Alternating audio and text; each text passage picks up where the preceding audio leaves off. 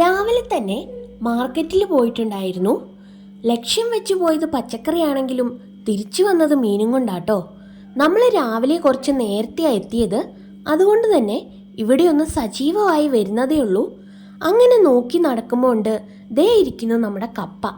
പിന്നെ ഒന്നും നോക്കിയില്ല, കപ്പ വാങ്ങിച്ചു. ഇത് ഇന്നത്തെ കപ്പ അല്ലാന്നാ ചേച്ചി പറഞ്ഞേ, പക്ഷെ ഒരു കൊതിക്കങ്ങ് വാങ്ങിച്ചു. അങ്ങനെ പച്ചക്കറി വാങ്ങാൻ പോയ ഞങ്ങള് കപ്പയും മീനുമായിട്ട് വീട്ടിൽ തിരിച്ചെത്തി. ഏതോ ഒരു മീനാട്ടോ കിട്ടിയത്, പേരൊന്നും അറിയത്തില്ല. അങ്ങനെ നമ്മൾ വന്ന് കപ്പയൊക്കെ ഒന്ന് മുറിച്ച് വൃത്തിയാക്കി വേവാനായിട്ട് വെച്ചു. ഈ വെള്ളത്തിൽ ഞാനൊരു 1/2 ടീസ്പൂൺ ഉപ്പും കൂടി ഇട്ട് കൊടുത്തിട്ടുണ്ട്.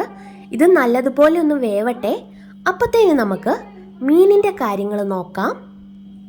ഈ മീനാട്ടോ വാങ്ങിച്ചത്, പക്ഷെ ഇതിൻ്റെ പേരെനിക്കറിയത്തില്ല. ഇതിൻ്റെ തൊലി കളയണമെന്നാണ് തോന്നുന്നത്.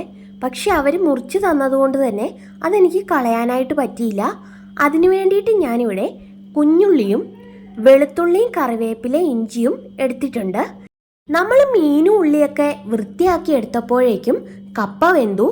കപ്പയിലേക്ക് ഞാനിവിടെ അരമുറി തേങ്ങയും 1 ടീസ്പൂൺ മഞ്ഞൾ പൊടിയും 2 കറിവേപ്പിലയും കുറച്ച് ചെറിയുള്ളിയും വെളുത്തുള്ളിയും പിന്നെ നമ്മുടെ കാന്താരി മുളകും കൂടി ചതച്ചെടുക്കുന്നുണ്ട്.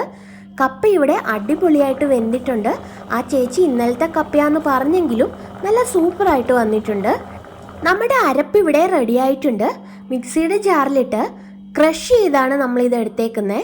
ഇനി കപ്പയുടെ വെള്ളമൊക്കെ ഊറ്റിക്കളഞ്ഞ് ഈ അരപ്പ് നമുക്ക് അതിലേക്കിടാം. അതിലേക്ക് ഞാൻ കുറച്ചും കൂടി കറിവേപ്പില ഇട്ട് കൊടുത്തിട്ടുണ്ട്. 1 ടീസ്പൂൺ വെളിച്ചെണ്ണയും കൂടി ഒഴിച്ചിട്ടുണ്ട്.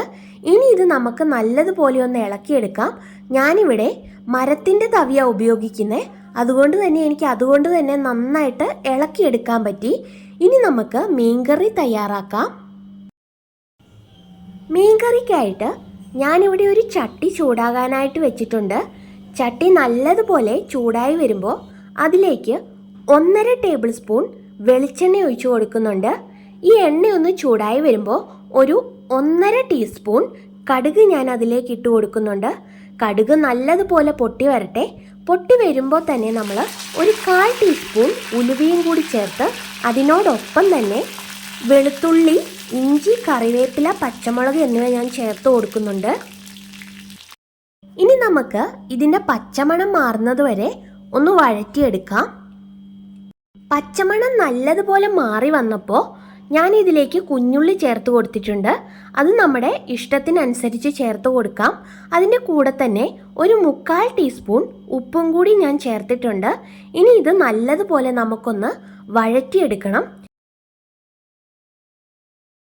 നമ്മുടെ ഉള്ളിയൊക്കെ ഇപ്പോൾ നല്ലതുപോലെ വഴന്നു വന്നിട്ടുണ്ട്.